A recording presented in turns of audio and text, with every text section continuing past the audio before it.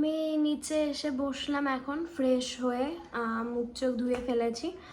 আর এখন এই সোফাটা হচ্ছে আমার কাছে মোস্ট ইম্পর্ট্যান্ট সোফা, কেননা সারাদিন আমি এই সোফাতে শুয়ে থাকি, বসে থাকি সারাক্ষণ। আমি এই জায়গাটা আমার, স্পেশালি এই জায়গাটা আমার, আমি এখানে বসেই ভাত খাই, যে কোনো খাবার আমি এই জায়গায় বসে খাই। আর আজকে চলো দেখাবো যে কি কি রান্না হয়েছে না হয়েছে, সবটা তোমাদেরকে দেখাবো। এখন আমি চলে যাব বাজারে বাজার করতে। বাজারের ব্যাগও আমি নিয়ে নিয়েছি। আর আমার বাড়ি থেকে জাস্ট 2 পা এগোলে পরেই একদম বাজার পেয়ে যাই। আজকে বাজারটা একটু কম বসেছিল কারণ আমি লেট করে গিয়েছিলাম। পেঁয়াজ, রসুন মানে আরও আছে, তো এই যেটা রান্নায় ইউজ করা হবে সেগুলো এই ঝুড়িতে রাখা আছে। তো রসুন, টমেটোর, আলু, এখানে আছে কাঁচা লঙ্কা, আর এখানে আছে ধনিয়া পাতা। এগুলো দেখে কি বুঝতে পারছো আজকে বাড়ির মেনু কি? আজকে বাড়ির মেনু হচ্ছে চিকেন। আর এটা পুরোটা রান্না তোমাদের সাথে শেয়ার করব আমি আজকে। আর রান্নাটা স্পেশালি আমি করব, কারণ বাড়িতে চিকেন মাটন হলে রান্না আমি করি। এই যে সোনামা কাটাকাটি করছে, এখানে কি কি কাটছে, সব মাংসের জন্য আয়োজন হচ্ছে এগুলো। ডাল হচ্ছে, আজকে ডালটাও আমি করব।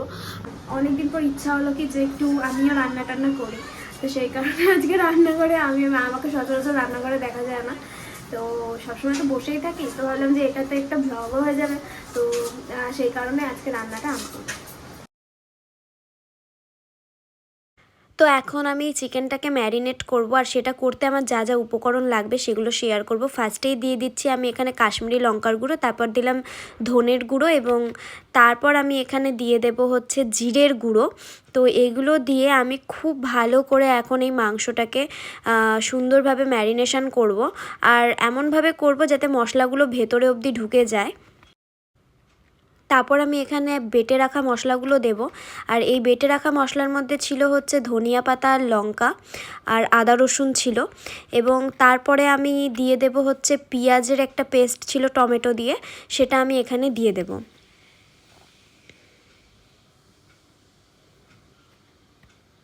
তারপরে এটাকে সবগুলোকে আমি খুব সুন্দর করে ম্যারিনেট করব, এবং ম্যারিনেট করে মিনিমাম আধা ঘন্টার মতো রেখে দেব। এখানে মাংসের জন্য যে আলু কেটে রাখা ছিল সেটা ভাজাতে দিয়ে দিয়েছি ভাজতে। আর এখন একটু সামান্য বেরেস্তা করার জন্য পেঁয়াজটাকে ভালো করে ভেজে নেব। পেঁয়াজটা ভালো করে ভেজে নিয়ে উঠিয়ে নেওয়ার পরে যে ম্যারিনেট করে মাংসটা রেখে দিয়েছিলাম সেই চিকেনটা আমি কড়াইতে দিয়ে দেব। এখন চিকেনটাকে হালকা হাতে ভালো করে নেড়ে চেড়ে নেব। চিকেন থেকে তেল ছাড়তে শুরু করে দিয়েছে। এখন এখানে আমরা সামান্য পরিমাণে যে যেরম ঝোল পছন্দ করে সেরমভাবে ঝোল বানিয়ে নেব। অ্যান্ড ফাইনালি আমাদের চিকেন কষা রেডি। আমি এখন স্নান করতে যাব, আর স্নান করতে যাওয়ার আগে এই ফেস প্যাকটা আমি মাখি, তো ওটাই মাখবো।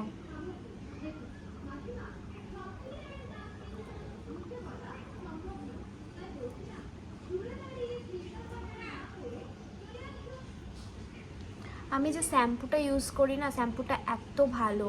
আমার এই দেখো কত বেবি হেয়ার উঠেছে, অনেক বেশি গ্রোথ হচ্ছে আমার চুল।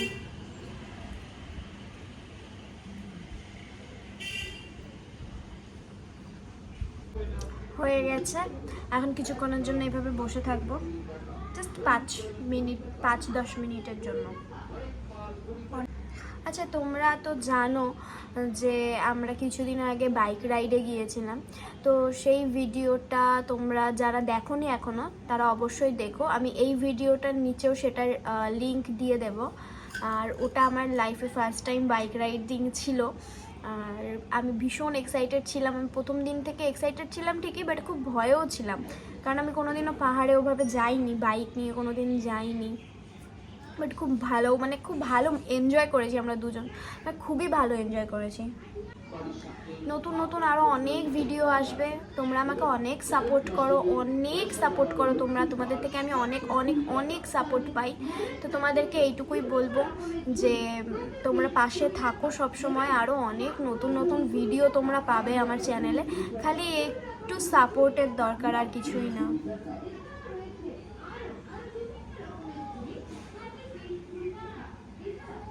আজকের মতো ভিডিওটা এখানেই এন্ড করছি। দেখা হবে আবারও কোনো নতুন ভিডিওতে। ততক্ষণ